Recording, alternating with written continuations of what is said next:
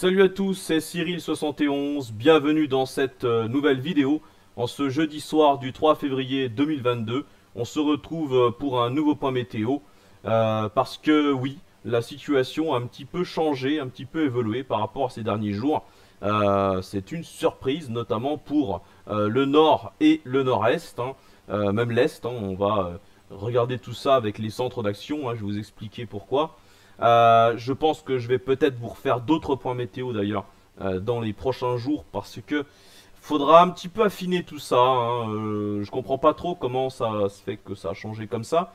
En tout cas, ça a également changé pour les États-Unis, hein, puisque même là-bas, la neige qui était prévue, hein, sur la webcam de Boston, là, bah, ce n'est plus prévu, hein. Finalement, ce sera que de la pluie. Pareil pour la Nouvelle-Écosse, hein, donc je comprends pas trop. On a du changement un petit peu partout, un petit peu général, hein, finalement. Bon, eh ben, on va regarder ça en tout cas pour chez nous, mais finalement je ne ferai pas de live webcam, hein, ça sert à rien puisqu'il n'y aura pas grand chose. Sur les webcams en tout cas. Bon, en ce qui concerne chez nous, la situation redevient un petit peu intéressante, je vous l'ai dit, mais pas pour tout le monde, hein, puisque l'anticyclone atlantique sera quand même dans les parages. La situation générale, globalement, on a un J-Stream qui ondule énormément et ça provoque plusieurs anomalies, hein, comme d'habitude. C'est ce qui se passe du côté des États-Unis, hein, ce qui provoque des coulées froides très au sud jusqu'aux portes du Mexique. Ensuite, cette coulée froide fait remonter des dorsales anticycloniques, hein, le long de la côte est des États-Unis en remontant, vous voyez, sur l'Atlantique, hein, ce qui apporte une masse d'air subtropicale donc à l'est des États-Unis et provoque un conflit de masse d'air important, développant les fameuses dépressions, hein, qui ensuite se retrouvent propulsées par le jet stream en direction du sud du Groenland et plus tard vers l'Islande, etc., hein.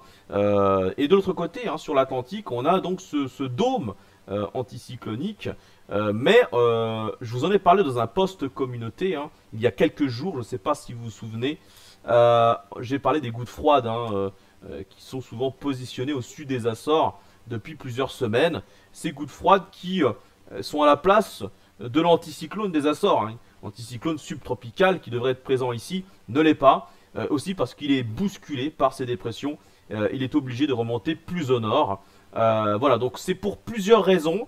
La raison principale de ces gouttes froides, je pense que c'est lié justement au jet stream, hein, également, puisque en ondulant, ce qui fait c'est que on a des sortes de talweg, c'est-à-dire des zones de basse pression accompagnées d'air froid, qui viennent qui descendent très au sud et viennent se bloquer dans les hautes pressions, hein, et les basses latitudes, et ensuite ça s'isole en gouttes froides. Voilà, les gouttes froides viennent en fait d'anciennes dépressions ou talweg qui sont plus au nord et qui s'effondrent sur les côtés des anticyclones.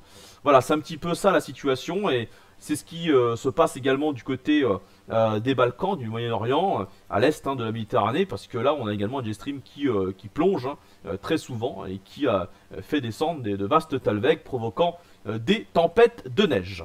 Voilà, du côté de la Turquie, de la Grèce, etc.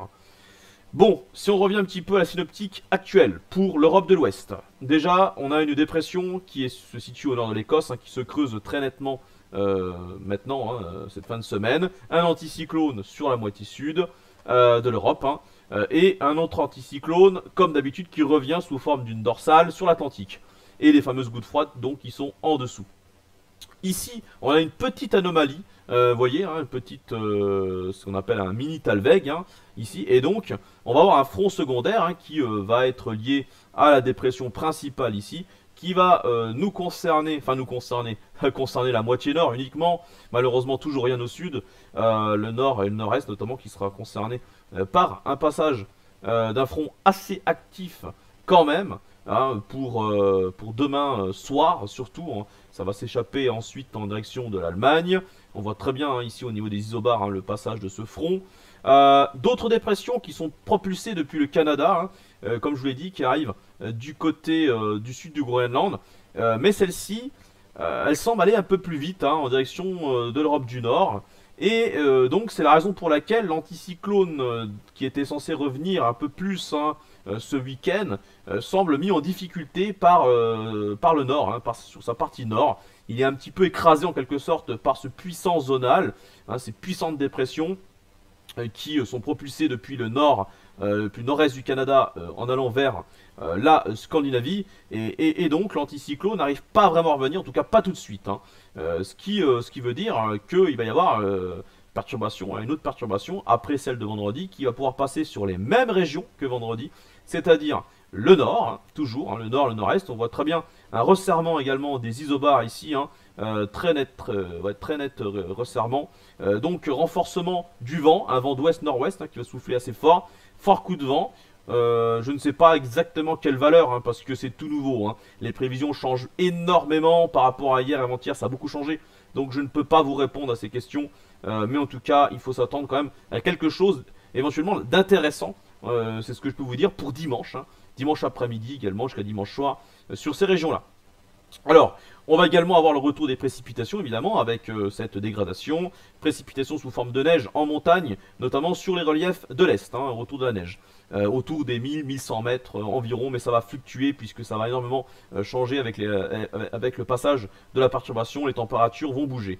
Bon, l'anticyclone, lui, se rapproche quand même, hein. Il se rapproche poussé par une autre dépression, encore une autre, voilà, qui revient de nouveau par les États-Unis, le Canada. Bon, cette dépression, on en a parlé dernièrement, elle va se creuse très nettement, hein, en remontant à l'ouest de l'Islande, pas vraiment sur l'Islande, mais dans tous les cas, elle aura pour conséquence de pousser l'anticyclone sur notre direction, et comme ça, il va pouvoir revenir, hein, après le passage de cette dégradation qui ensuite s'éloignera de nouveau vers l'Europe centrale avec une masse d'air polaire, hein, bien polaire, et sans doute de la neige abondante pour l'Europe centrale. La tempête, hein, ici, hein, qui est devenue impressionnante, vraiment impressionnante tempête. Et puis à partir de ce moment-là, ben, l'anticyclone va se déplacer un peu plus loin dans les terres du continent. Et on va avoir un autre anticyclone qui va apparaître encore une fois sur l'Atlantique. Ça n'en finit pas, je vous l'ai dit, hein, sur l'Atlantique, l'anomalie anticyclonique se poursuit. Mais cet anticyclone par contre sera accompagné d'air beaucoup plus froid. Donc on va avoir un anticyclone avec une masse d'air printanière qui va s'installer en Europe de l'Ouest. Mais l'anticyclone plus froid qui devrait se déplacer progressivement vers nous, devrait emmener une masse d'air forcément plus froide.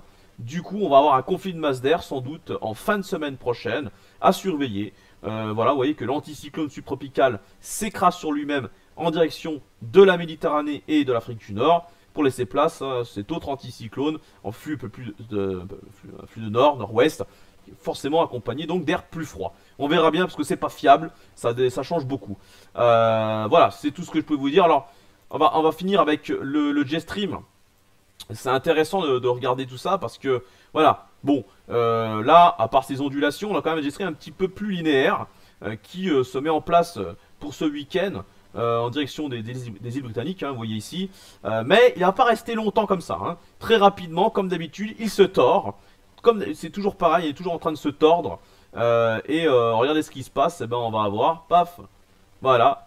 On a cette espèce de partie là, enfin cette partie du J-Stream en fait qui plonge en direction du nord du pays et de la Belgique également, hein, du Benelux, un petit peu à l'image de ce qui s'est passé il y a quelques jours. Voilà, donc on voit très bien ce J-Stream qui va donc occasionner, enfin renforcer en tout cas les vents, hein, pour les régions du nord et du nord-est, hein, puisqu'on voit très bien que ce J-Stream se dirige bien vers le nord et le nord-est de notre pays en flux de nord-nord-ouest, donc c'est pour ça qu'on va avoir le retour également de la neige en montagne. Et ensuite, bon, on a un affaiblissement clair du jet, hein, voilà. Bon, là on voit bien le changement de direction de vent entre les deux anticyclones, hein. On verra ce qui peut se passer plus tard. Mais dans tous les cas, voilà ce qu'il faut retenir, hein, dégradation pour demain, petite dégradation demain. Dimanche, ce sera la dégradation la plus importante pour le nord et le nord-est. Ensuite, l'anticyclone s'installe, on voit très bien ici. Et on verra bien après en fin de semaine prochaine. Merci d'avoir suivi ce point météo. Passez une bonne soirée et on se retrouve à très vite. Ciao.